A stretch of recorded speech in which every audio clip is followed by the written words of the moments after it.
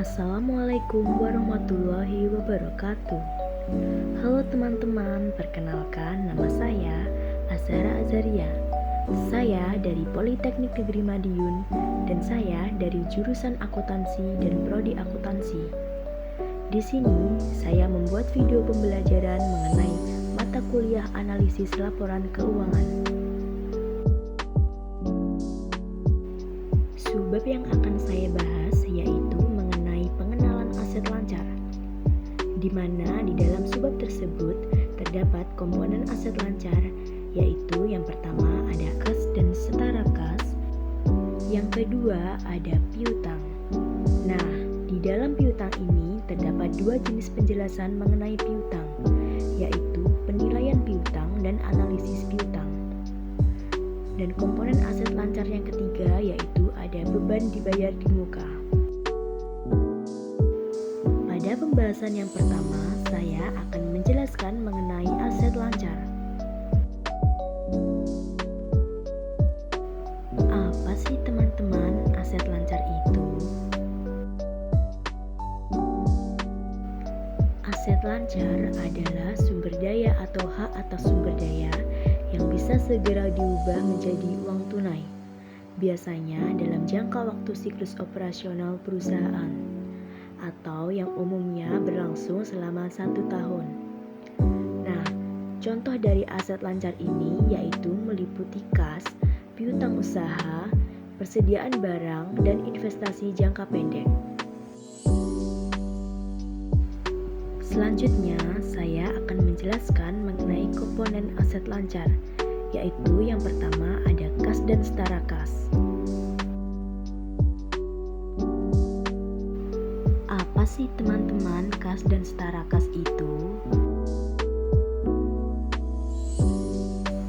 Menurut Harry, pada tahun 2011, kas merupakan aktiva yang paling lancar dibanding aktiva lainnya.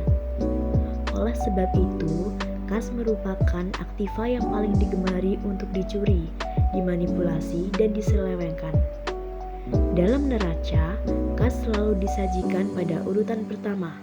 Setelah itu, barulah diikuti dengan akun piutang usaha dan seterusnya sesuai dengan urutan tingkat likuiditasnya.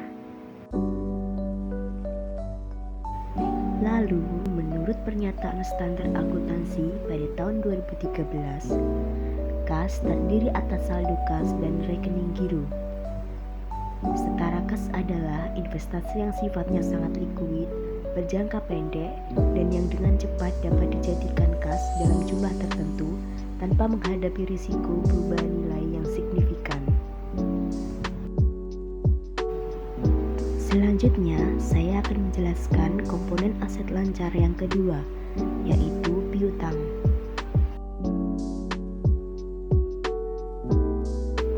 Apa sih teman-teman piutang itu? Menurut Ikatan Akuntansi Indonesia dalam Pernyataan Standar Akuntansi Keuangan atau PSAK nomor 43, bahwa piutang adalah jenis pembiayaan dalam bentuk pembelian dana atau pengalian piutang atau tagihan jangka pendek suatu perusahaan yang berasal dari transaksi usaha. Lalu, menurut Carl and Warren pada tahun 2017 menyatakan bahwa piutang adalah yang mencangkup seluruh uang yang diklaim terhadap entitas lain, termasuk perorangan, perusahaan, dan organisasi lain. Piutang-piutang ini biasanya merupakan bagian yang signifikan dari total aset lancar. Nah, merujuk pada pengertian menurut ahli dan juga pernyataan standar akuntansi keuangan atau PSAK yang telah dikemukakan, dapat disimpulkan bahwa piutang adalah semua klaim perusahaan kepada pihak lainnya yang timbul karena penjualan produk maupun jasa secara kredit yang merupakan kegiatan operasional perusahaan.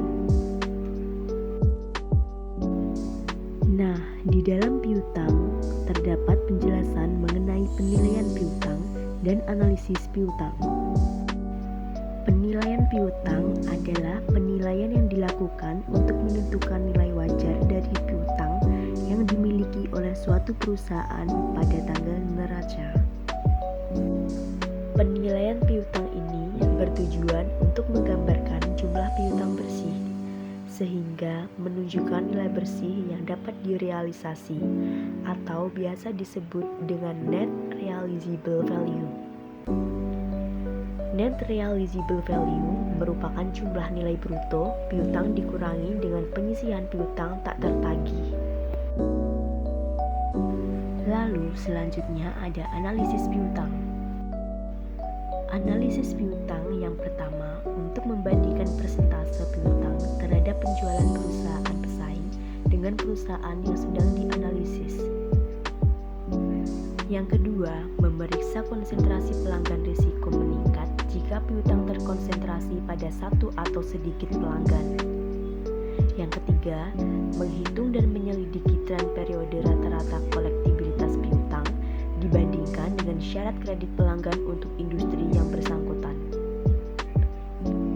Yang keempat, menentukan bagian piutang yang merupakan pengalihan atau perpanjangan atau renewal dari piutang atau wesel tagih masa lalu. Komponen aset lancar yang selanjutnya yaitu ada beban dibayar di muka.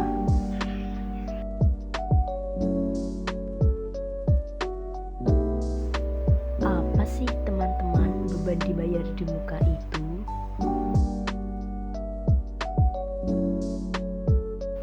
Menurut Keso pada tahun 2012, beban dibayar di muka adalah sebagai beban yang dibayar secara tunai dan dicatat sebagai aktiva sebelum digunakan atau dikonsumsi.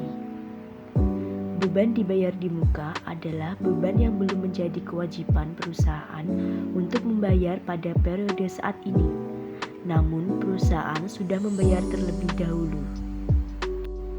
Lalu, menurut PSAK nomor 9, beban dibayar di muka adalah beban yang belum menjadi kewajiban perusahaan untuk dibayar pada periode saat ini, namun perusahaan sudah membayar terlebih dahulu. Beban ini dicatat sebagai aktiva sebelum digunakan atau dikonsumsi. Jadi, beban dibayar di muka ini termasuk dalam kategori aktiva lancar dalam laporan keuangan perusahaan. Nah, kesimpulan dari beban dibayar di muka adalah beban yang sudah dibayar perusahaan di awal, tetapi manfaatnya baru akan dirasakan di masa depan. Karena manfaatnya belum digunakan, beban ini dicatat sebagai aset sementara atau aktiva lancar di laporan keuangan. Contohnya seperti pembayaran sewa atau asuransi yang dibayar untuk periode mendatang. Sekian materi yang dapat saya sampaikan. Semoga materi ini bermanfaat untuk kita semua. Terima kasih sudah melihat video pembelajaran saya, teman-teman. Wassalamualaikum warahmatullahi wabarakatuh.